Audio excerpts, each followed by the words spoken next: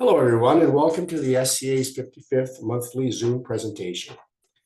We are now well into our second half century, so to speak, of monthly Zoom SCA presentations with no end in sight.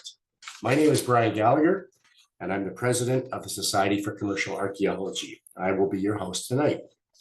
We welcome all our guests and any new people we have with us. We're happy you took the time out of your winter evening to watch an SCA presentation. I hope you enjoy the show. And for anybody watching the recording of this episode of the SCA's monthly presentations who's not a member of the SCA, we earnestly ask you to consider joining. Funding for the various activities of the SCA comes almost exclusively from our membership. Just visit our website at www.sca-roadside.org and follow the links. Now I have the pleasure of introducing tonight's presentation, Getting the Most Out of Your Road Trips. We are especially favored this evening with a presentation by Debra Seltzer about getting the most out of your road trips. Debra Seltzer, a longtime SCA member, has documented buildings, signs, and statues at her website, roadsidearchitecture.com, for 25 years. She's also been writing about signs for SCA publications for 17 years. In this presentation, she will reveal her planning and travel strategies. We're going to learn about finding things to see and shoot and maintaining a database, using Google Street View to create color-coded online maps and the most efficient routes, avoiding heartbreaks and time wasting while on the road, and tweaking the photos while on the road or when you get home. Please join me in welcoming Debra to her first, but we hope not her last, monthly Zoom presentation. So Debra, if you would start sharing your screen, and the floor is yours.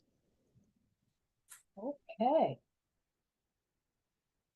Thank you for having me, Brian, and for inviting me to do this. I am getting there. Share. All right, we're getting somewhere. Let me move this over here, move that over there, and this is going to be, I promise, a little rough around the edges because I never do things conventionally. So you'll have to, apologies in advance for things. Okay, here we go. Yes, my website is turning 25 years old. And for those of you who have never stumbled upon it before, you can go to roadsidearchitecture.com, but that's a lot to type. If you go to roadarch.com, that'll get you to the same place. Building signs and statues, as Brian said, from the 20s through the 70s. More than 3,200 pages, over 75,000 photos, more than 50,000 links to maps for each thing at my website, and so you know where things are, and other external websites for vintage photos, for night shots of signs, for more in-depth historical information. Over the years here, I have logged more than 500,000 miles.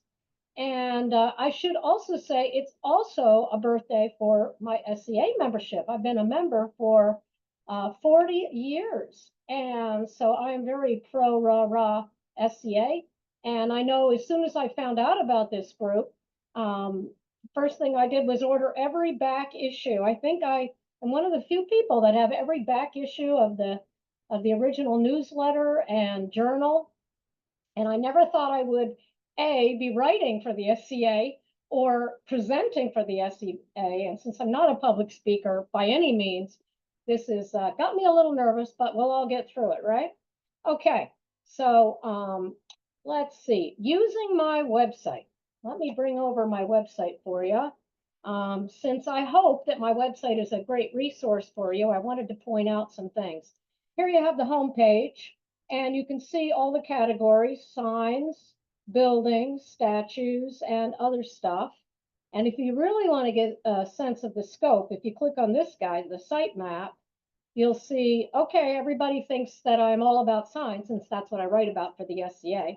Here's the sign section.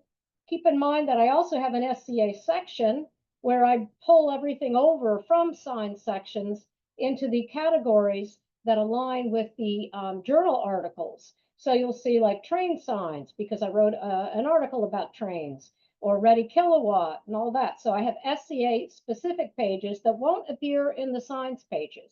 Also keep in mind that there's a lot of signs, if you're really into signs, that'll appear with the mid-century building or the Art Deco building or the gas station, if that's more significant. We're going to talk about other stuff, but here's gas stations, car dealerships. So these are all the pages at my entire website. You get down here to mid-century buildings. That is actually the biggest section at my website. Art Deco, blah, blah, blah. So you'll see all that stuff down there. If you're so interested in seeing the site map, otherwise you can just click on the category. Or if you are traveling, let's say to, I don't know, Provo, Utah, let's say. If you type in the little search box here, Provo, Utah, and you do a search, you'll see that it has little Provo, Utah stuff all over the place. And to keep anything at my results list or anywhere else online at your website, quick trick is right mouse click and then open as a new link. And then you can go find the Provo stuff, whatever is here. And then to get back, you can go back to the results list this way. And there's also additional pages here. So you can either search by that, or you could search by hatchery Petaluma. Someone was from Petaluma, I noticed in the chat. By the way, I put a bunch of links at the top of the chat before we all logged on. So you can see, there you go, California Signs, the Hatchery Restaurant in Petaluma. So you can search by business name, by city name, or if you want, you could just say, okay, gas stations in Florida, right? And search, whoops, let me do that again, gas stations, Florida. I use the search box all the time. It's well worth $19 a month. So then you can see, here's all the Florida gas stations that popped up to the top. So that's another efficient way of finding things. Okay, also yellow scroll bar here. What's new? That'll take you to a page that shows you my planned trips for the next 5 years, whatever I'm working on. The blog, a lot of people like the blog. It has different stuff very often than what is at the website. Flickr, Instagram, about me, about the website. My dogs have some pages there, my email address, a donations box.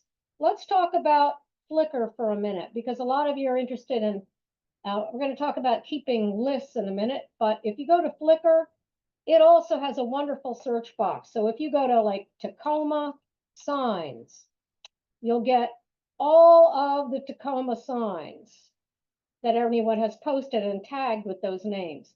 Maybe you just want to see Tacoma neon signs, right? So you could do that. So wonderful search box.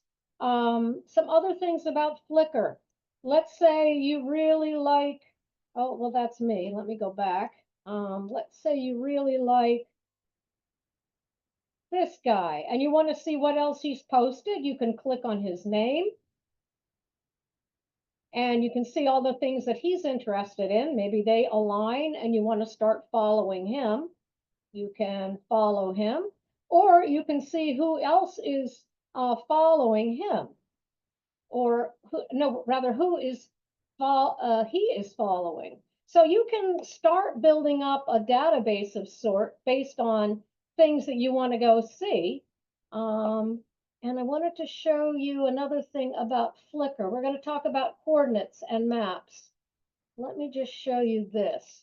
Let's say some people use coordinates for maps. I don't really do that, but a lot of people do, and some people are more accurate at their mapping skills in Flickr. But it used to be you could go here, and now you can't do that anymore. So what I do is you can just go here, right mouse click, and then copy the link address. Now let's just open up good old Google Maps, maps at Google, maps.google.com. And we want to see exactly where that is. So I'm going to pop those coordinates right there, but I have to first wipe out all of the extraneous. So I'm going to go here and start deleting the tail end of this until I see that. Kill that. And then you see how it says latitude? That's my latitude. Delete the beginning part. And then the junk in between. There you go. There's your coordinates. They're going to become really important in your life. So now all I have to do is take the peg man. That's what he's called down here. Put him right here. And voila, let's spin around here at Google. And there is the sign in question. Notice that Google Maps also has a black box up here, which is fantastic because you can go to different years and see what's happening in a location. Sometimes you'll have 10 different years here for whenever the Google car went around. So you can see that as of November 2021, that sign was still there. And if you want to, you can explore downtown just by driving around virtually. And maybe you'll find something else that you want to shoot here in Sundance, Wyoming. Maybe you really like that house or something. And since you're pointing that direction, right here, you can copy that little coordinate spot. You see that? Whenever you see that comma and a minus sign, you'll know you're dealing with coordinates. So you can go find out addresses for things, but I find the coordinates are just the fastest way. And you could put those in your notes, or let's say we open up another Google Maps. I can plunk that right there. Boom. Copy paste, Control C, Control V. And then I can see right there. Let's put Pegman right down there, right at that magic spot. And those coordinates will take me directly to that house. So that's a great way to use Flickr coordinates. I also have posted this in the chat up top, but you might have some audience participation here. That's one of my dogs. I travel with 4 dogs, if y'all didn't know. So also I have a bunch of groups that you might want to explore at Flickr. If you go to my little homepage and you go to read more, you can see these are different groups for things you might be interested in. Signs, miscellaneous, buildings, different types of buildings.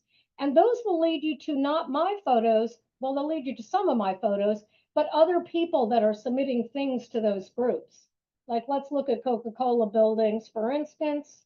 Some of those might be mine, but these are all different people that are submitting their Coca-Cola buildings to this group. So that could be another lost weekend for you, exploring Google Flickr groups. All right, let's get back to this now. Yes, using my website was never intended for cell phone viewing. You want a nice big monitor, really, to do it justice, so that you can click on the pictures and see the full-size pictures and go to the maps, go to the external links. Just about everything has a map, unless Google car didn't drive down that little teeny weeny little street, or it's something like inside a museum. There's no way to verify, but once a year, I go through all these maps and I make sure that, it hasn't been remodeled or whatever, and make sure it's still there, and update my descriptions, and very often do little blog posts about things that have changed for better or worse, usually for worse. Oh, and one other thing about my website is when you click on something, you can see the actual year and month photograph I took the photograph. This is 2014 June. So that goes for any, like, here's something that's unfortunately gone. Beautiful little camera in there with extension neon. Taken in April 2014. So that's one way to know when something was actually taken. Okay, SCA companion pages, like I said, if you go to SCA main page, these are all the pages that I've built and pulled in from the science section. And you might enjoy exploring those because it's interesting thematically. Most of them are organized by state alphabetically, but some it's more thematic. Like these are similar signs. So you'll see Ohio, Pennsylvania, Oklahoma with similar dripping faucet signs. leading into other kinds of wrench signs altogether. I'm like really into organization, and most of my sign section photos are organized by um, uh, within each state alphabetically by city. So that can be very helpful. And of course, you can use the search box to find whatever cities you're looking for. Okay, database where, okay, this is where I keep my lists. I'm going to go to my folder here. And I also posted near the top, some people keep their lists in the top of the chat, a link to sillyamerica.com. That woman keeps things in Excel, and then you can download, somehow, I haven't really studied it, but you can download Excel into layers at your Google Maps. So that's another way you can build maps. But what I do is you can see each state has their own folder, and then they're all organized in a word table. Landscape, where did it go? It went over to the other screen. Here you go. So I am building this up for part of a Cincinnati trip. So I have all the Louisville up on top. Now you can see you can add shading. For instance, what I do is yellow is for something I haven't shot yet. And all of the shading is done via the paint can. Let me make this a little bigger so you can see what's going on. Here's the paint can. So you can use whatever color coding you want to use. For me, I use the bright yellow for haven't been there yet. The yellow, the pale yellow is for I've been there, but I need to reshoot it for a certain reason. Maybe it's been repainted or remodeled or restored. So I want to reshoot it again for some reason, or I had shitty weather and I want to reshoot it in the sun. You can also make color coding. If you know that it's still lit at night, you could make your highlighter pen into whatever color for night shooting. So those are some ideas for using these. You can also organize things alphabetically in Word. Most people don't know that. These are all organized, but if you wanted to, I could go here and say A to Z, and I could say KY, and then I could say Louisville for my second column heading, and say OK. And now my entire list is organized alphabetically. Very easy for tracking down cities. All right, so that is what I use. And then before I take a trip, I get things all organized according to, and we'll talk about this when we talk about maps, in the most efficient route. So this will be for all the dots on my map in the most efficient route.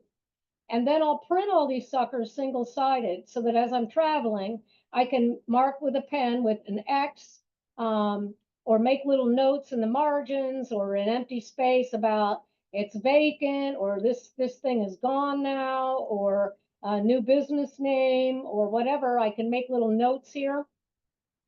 Or, museum wasn't open, hours, blah, blah, blah. And maybe I'll circle back to that city later if I can and get into that museum then. So great for making notes. It's good to have a physical record to actually write notes on, as well as your map.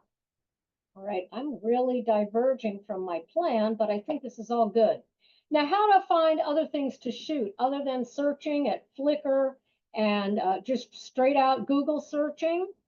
One thing you can do is, and following certain people that are interested in the same kinds of things you are at Instagram or Facebook or Flickr or groups, Signs United at Instagram, all that sort of thing and just keeping databases of all the information by state, by city, however you want to do it. I follow a very small pool of people, so I don't have a huge, infinite number of things to look at, but I do look at everything constantly. Books, of course, websites, blogs, virtual street view driving, Google Images. I wanted to talk about that a little bit. Google Lens. If you haven't explored that, that is another great way to find stuff. Like, let's say you're interested in buildings like this, mid-century buildings with zigzag canopies.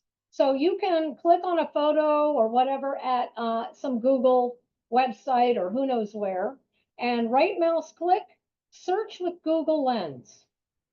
And it will give you a little pop-up here of like things. Like this is going to appear, you can see at my blog here, but you'll see also similar things like this. I think Alan Hess said this was a diamond truss.